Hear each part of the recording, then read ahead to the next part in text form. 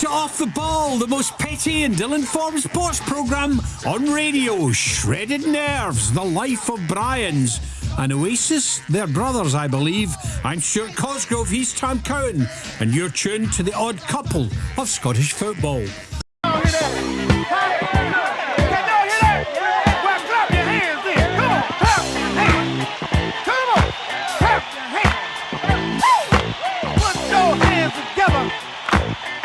Now everybody say booster. Come on, say booster.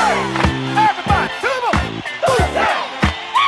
Say booster. Call him, y'all. Call him. Booster. Everybody, come on. Booster. Booster. Say what? Booster. Booster. Wait a minute now. Yes, indeed. Welcome to Off the Ball, Thomas. My nerves are shredded yet again. I am, as you know, a very nervous football fan, even in games when there's nothing at stake. But this time, Ross County travelling to Perth, and it's make or break for St Johnstone. Aye, absolutely. Down, you know. The last chance saloon. And you know what, We've though? been drinking it for quite a while. What do Finnish people like as their tipple? But always, what is a Finnish tipple? Yeah. Is there such a thing? You'd know, sake, Japan, whiskey, Scotland, Vodka, Russia. Dr. Pepper, America. What would have Finnish? If anybody knows And I that. said to you last week, the Pope creme de month. I creamed it. No, he'll go now for a thoda. Can I have a thoda, Theth Barilla? Well, I don't know. It's not what Peruvian peasants drink, is it? No. We're coming to the Pope later, by the way. Aye. So there's a way of trying to lure in the listeners right at the top of the show. I wonder what they're going to say about the Pope. Aye. So stay tuned for that. If anybody knows, there's the first bit of trivia day. What is the national drink of Finland? Finland. But By the way, What? the media will be worrying. Here we go. We I are know. the media. Yeah, well, you precisely. know what? I've got so many. I can back Oh, you. here's I the like Keith a wee Jackson theory. Aye. He is in the media. Exactly, because any time you used to slaughter the media, this was NME Stuart Cosgrove, Channel 4 Stuart Cosgrove, Daily Record columnist Stuart Cosgrove, the national columnist Stuart Cosgrove, the writer at large sometimes in the broadsheet Cosgrove. Yeah. So you are, and you know, you're absolutely involved, immersed in the media. Correct. Right, so you Correct. go have a go at the media. Well, okay, so in that respect, whilst Keith Jackson is listening, does that mean that people that are in the media can't comment on the media negatively? Is it only footballers that are allowed to comment on football? Well, I'll allow you to know do what? that. Let's get Barry if you start Ferguson off with in. a bit of self-criticism, media-wise, go. Start. Okay, I think... Then I'll allow you to say anything. I think Channel 4 is a busted flush and clinging on to survival. Will you still accept their pension? Very much so, but that's that, my dear, is in a separate account. Yeah, the pension was for the good old days. The pension. You wouldn't take any current money from I them. tell you what, countdown. Thank you very much Right. for the What large... do you want? I'm still... What I want to I'm still, say by the way, is- determined to get on that. What, in I countdown? want to be on Countdown. I've watched it religiously for November 1982. When it was I first like the on the ending. screen, as introduced by the voice of Paul Coyer. Yeah. Look, what I was going to say was that you could tell that the media Right. wanted Scott Brune promoted. Right, well... And the Partick Thistle fans were chanting, Right. Scotty Well, Brune is staying down. I'll be self-critical then as a BBC man. The BBC Sport Scotland website was getting slaughtered last week for billing this as the head-to-head of former Celts, Mark Wilson and Scott Brown. Now, Mark Wilson isn't even the Partick Thistle manager. No. You know, it's effectively interim gig. Brian Graham, we're going to come to him in a minute. So, we know how all that works, you know. But last night, I think it's an interesting one. Shredded nerves. Let's hear for the... I had shredded nerves, and what I think is good. So Stuart, people that have formerly had an occupation in an industry should not be commenting it. That's the logic of Keith Jackson's argument. No. But he's quite happy to do ghosted columns for Chris Sutton, for he's never done a ghosted column for Chris Sutton, as far as or I'm to aware. commission. He may have done it for Barry Ferguson. Correct. I'm pretty sure. But anyway, Is that because he's a Rangers man? Keith Union Jack. Jackson. I wonder. It's great how all that flips, isn't it? Oh, I love that's it. I that's love what I love about it. As I say, just the other week there, the old firm game, the Glasgow Derby, whatever you want to call that as well. And you want off your chest today. Let's go for it, listeners. But all that nonsense. I mean, Andrew Dallas. Yeah. They had that guy doing as a goat fornicating, knee-length trousered Masonic, and the two major decisions went against Rangers for his VAR position. Yeah. You think, right, so do you stop that now? Do you move on to somebody else? Yeah. It's pathetic. But anyway, shredded nerves. And what I'm going to say is great anyhow, Stuart. I always enjoy when football makes you nervous because you can sometimes think you're getting a bit old in the tooth to get worked up with the football until push comes to shove, right? I'm 56 now, you're about 108. The fact that we can still get nervous about the football is a joyous thing. Yeah. It's something to treasure, And Even when I'm 109, I won't use the word push. Right, but last when night... push comes to shove, Last please. night when push comes to shove. Yeah. Oh, by the way, can I take a wee segue here, but talking of polish, you remember you used to think your neighbour was posh? Yes. Because she had a jar of gherkins. Right. Yeah. I'm wondering what is the poshest thing our listeners have ever heard. This is in the back of myself and a former guest in the show, Chef to the Stars, Guy Cowan. Yeah. Did the location catering and Hamish Macbeth, train spotting, blah, blah, blah, blah. Good pal of mine, no relation.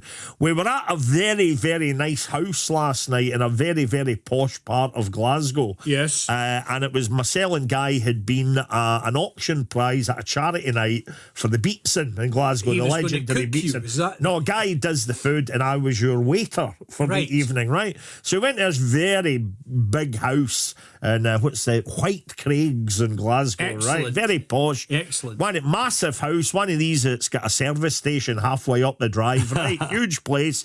But anyway, you'd never guess you were in a posh area because two of the things that I overheard on the night whilst we were slaving away in the kitchen. First up, I heard one of the guests telling another about how it was a close to death experience. He almost choked on some carpaccio, right? and then I did tell them I would give them a mention today. I hope they're tuned in. The owner of the house, another dear friend of mine, Paul Stevenson, MD that's ever eaten in Pesano Pizza or Sugo in Glasgow. Paul used to own name, no telling any tales out of school, sold them, moved to White Craigs, right? But Paul at one point was in a panic because this was today with one of the ingredients in the starter. But Paul was in a panic because someone had dropped some caviar on the rug.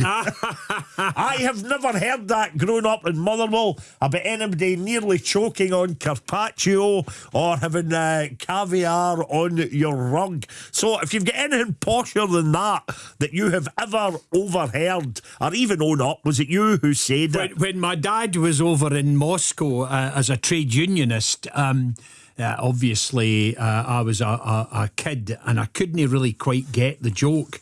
But there was a boy there called Brannigan who was from Aberdeen. Right. And they were at this lavish Russian banquet put on for all the world's trade unionists.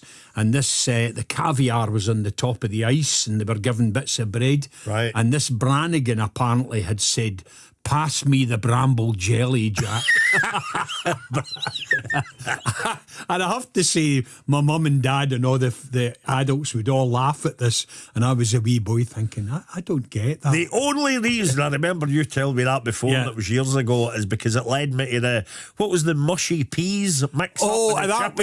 was it with a Tory MP or something? No. It was your Lord Mandelson. Oh, is that who? And he was in the northeast. Technically, he is a Tory MP, Yes. you're right. Yeah, but he had actually said, "Pass me the guacamole." Right, we'll take out other examples of that, but well done to the ladies and gentlemen last night at that wee event. Raised so much money for the Beatson, fantastic. But shredded nerves, and I was going to say, it's great that you can still get excited when it's not even your team. Yeah. I came back for that event last night. Let's just say the guests were never likely to tell me the score between Ayr United and Partick Thistle. No. So I watched it fresh. put the telly on, sat there with a wee drink, and it was great. And I was getting excited. I was getting nervous. And particularly, it's a weird thing, because I was watching the recording the previous week when the game had overrun or whatever.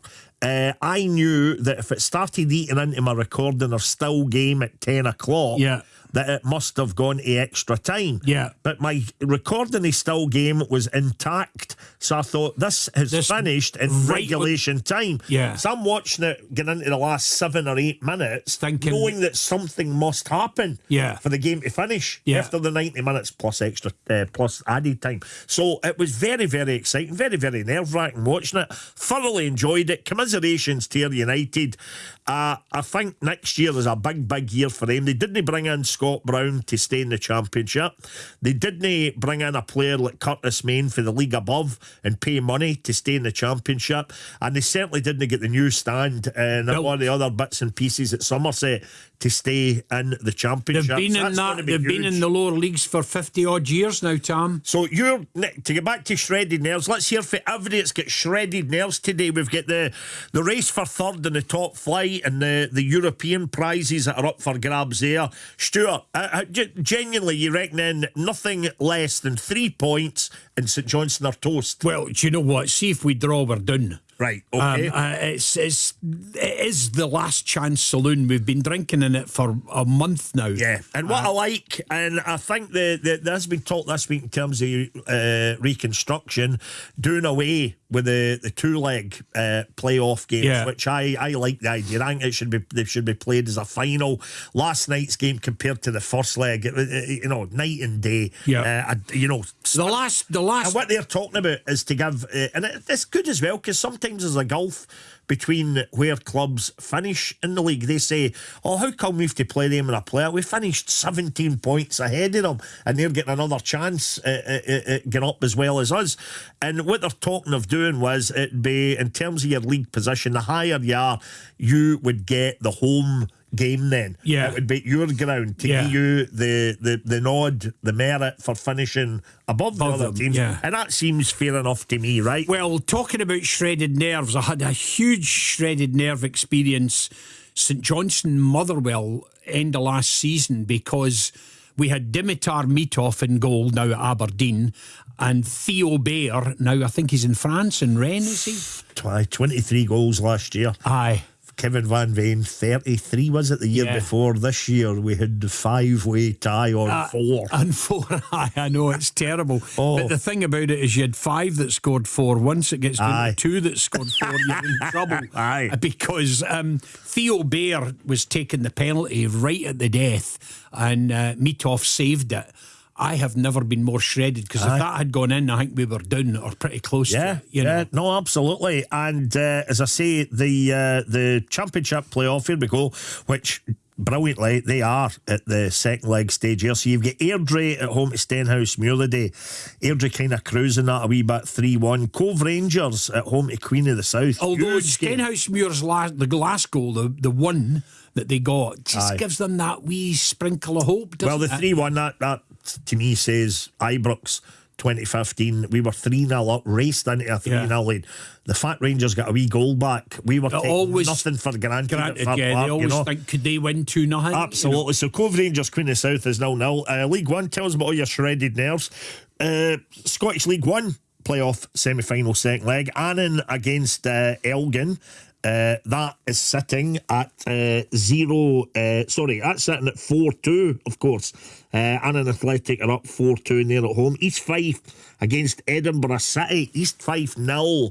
Edinburgh City 1 getting into that game. And again, there was a lot of lovely social media naughtiness going on this week, because Dick Campbell, his Fife manager, had apparently come out and been quite critical of the appointments at Peterhead when Jordan Brown at 32 get the gig as the manager with his buddy there.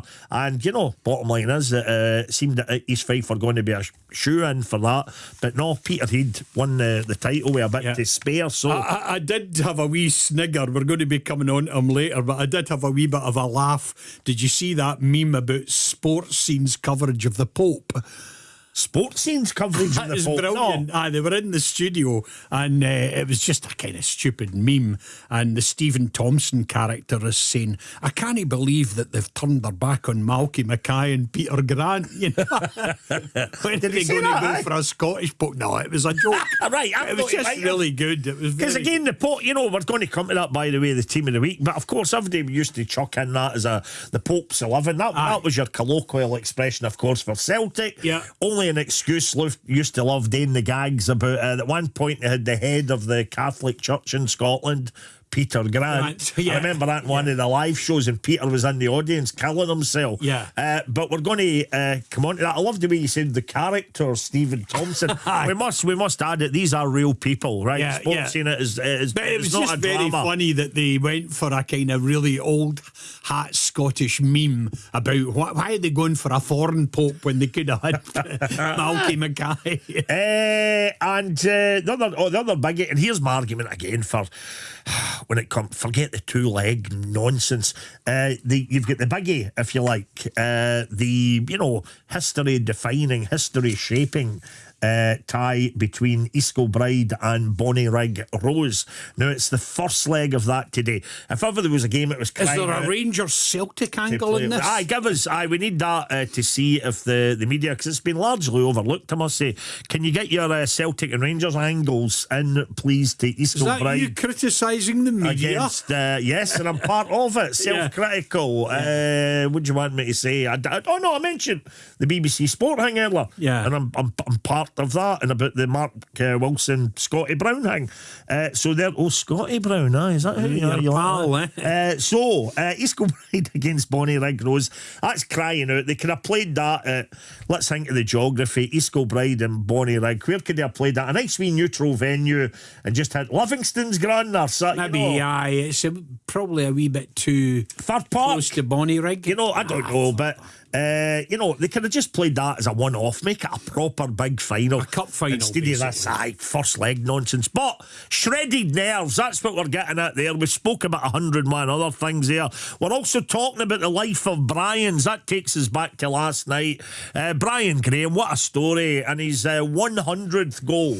It's lo and behold, he get the double, but he get his 99th and 100th goals for Partick Thistle last night. Can I ask you a question, Tam? And Yes. I know that you're an absolute cynic when it comes here to we this. go, lovely. When do you think Brian Graham commissioned his T-shirt? Well, yeah. Right. Who was getting Air United? Yeah, I'm glad you brought this up. Because these things have to be done in advance. Of course right? they do, yeah. It's like was he wearing it at the first leg? I know. We always say that we've had these episodes before, and the classic for us is when it's discovered that one of the teams in the cup final has already hired the open top bus. Yeah. And you say, well, they have to do that. Yeah. You can't wait until the final whistle goes 20 to 5 on a Saturday. Or at ring round and see if you can get us a bus. You get us a bus and hurry up. We need one pronto. Yeah. You need to pre-plan these things. Air United were getting it in the neck. Now, as it turns out, they'll continue to get it in the neck because they didn't win last night. Yeah. Air United were getting it in the neck for trying to advertise, I think it was hospitality, for the next round in the playoffs. But you need to get these things out there. Yeah. And you know what I thought was really unfair? In bold lettering in the advert that they put in social media, the whole advert for that hospitality started with the word should. SHOUD in bold, right? Should we qualify for the, here's what the deal is in our hospitality. So, I'm going to back Brian on the T-shirt. I think he had it for the first leg when he didn't score at all. But listeners, and I'm going to start with Stuart, give me your 3 Brians. We love the wee hat tricks on people's names. So we want your Brian in football, your all-time favourite Brian in football, your kind of showbiz entertainment Brian, and a personal friend or member of the family. So Stuart, your hat trick of Brian's, please. Well, it's hard to look past Brian Clough as a football manager, and also a great opinionated socialist who I think was just box office when he was on the telly. I wouldn't say I was the greatest manager in the world, but I'm definitely in the top one. There's no been a better football quote than that. I think he liked to take on the shibboleths of football, didn't he? Yes, So it was a complete one-off. Oh, brilliant. Right, so that's good. A Brian for the world of music, entertainment. I'm divided here, Tam, and Right. it's old school, new school. I'm very tempted by Bryan Cranston, the lead character Yep. of Breaking Breaking Bad. Bad, yep. But you need to also think of Brian Murphy of George and Mildred. Oh, the late great Brian Murphy only recently passed away, and the great thing with him, we were talking about it in the canteen. Wow, we always say about how folk looked so much older back in the days, particularly the 70s. Yeah. So you had full colour telly, so you were able to see folk properly, but how old they looked compared to what age they were. They were, A lot. Now, Brian Murphy, there's a screen grab of him that I got a while back, and I put it up on Instagram. And Brian Murphy sitting there with Eutha Joyce as Mildred. He was 37 Yeah. in this particular photo I've got. And he could have passed for 70. Aye. And you think 37, and you're looking now, you think, what age is Ronan Keating or Aye. Harry Styles? You Yeah, know, yeah. and it's incredible sometimes. But Brian Murphy's a good shout, and a friend or family. Well, I'm going to go with beardy Brian McAlpine. Brian's the producer and the engineer of our Talk Media podcasts, and he's just a wizard when it comes to sound. He's a very, very talented traditional Scottish musician, but he's the technician behind all the best podcasts and whatever. Brilliant. So he works for he does Talk Media, but he does everything on Big Light, the independent podcast producer. Right. So beardy Good Brian shout. McAlpine. Right, I'm going to go with, I'm really torn here, so I'm going to have two for the football. The late, great Brian McLaughlin. Yes. A brilliant attacking midfielder, played with great Elan. Stuart, he was Inter Elan, or- he was a magnificent player for us when we won the Old First Division. He had been at Celtic, he had got a couple of wee injury woes, but Motherwell still managed to get, a game and a half out of him, and he was majestic. He was a player, First Division Player of the Year that year, and then it was years later, we'd come out an old recording, the Offside, one Monday night. A lot of my pals were in for Motherwell. We ended up in the Horseshoe Bar, they were all wanting to go there. All die-hard Motherwell fans, and who was at the bar? And when he said to me, when I went up to the bar, as is my wont with those particular characters from Motherwell, when I went up to the bar and a guy just said, "Oh, how you doing, Tom?" I bet, and I thought, I hate when you say that. He said, "I bet you don't know him." I says, "Brian, how?" He didn't really change that much. He died tragically young. He was not an old guy when he unfortunately died.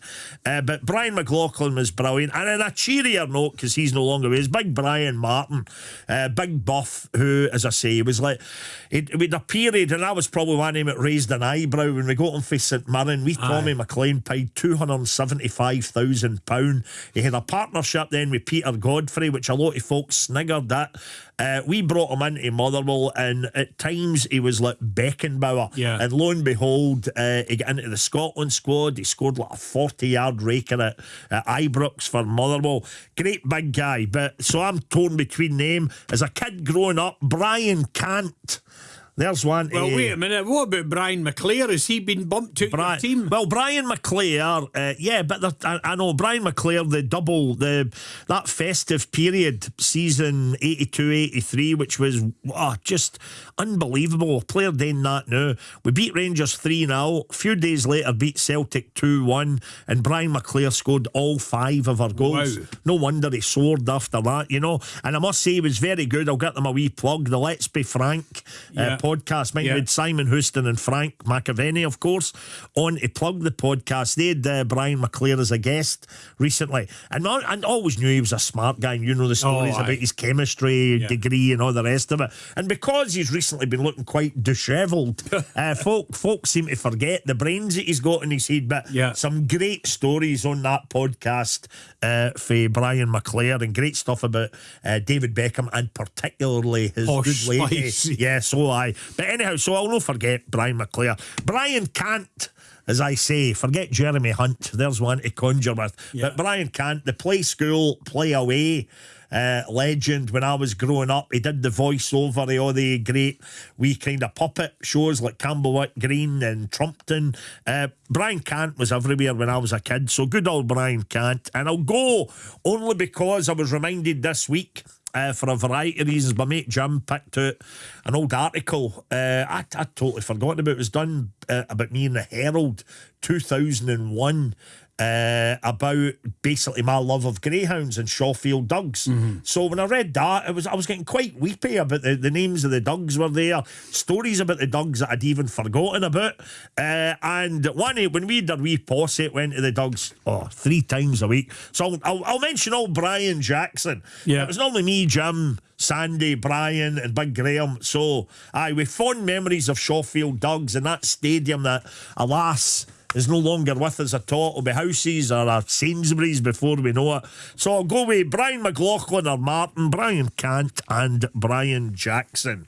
Now, shaggy dog stories. Look at the time. We'll crack through this. We're going to be joined by John Attenborough, who is a visually impaired football fan, and always how can we make that experience better for these guys? We've done a lot. Any chance of making it for me for the Ross County game? Aye, give me a red top poker and let me see your peepers. But yeah, John Attenborough will be talking about all the travails of being a visually impaired football fan. Always a fascinating subject, and he's got some shaggy dog stories based on his old dog. We'll let John explain that.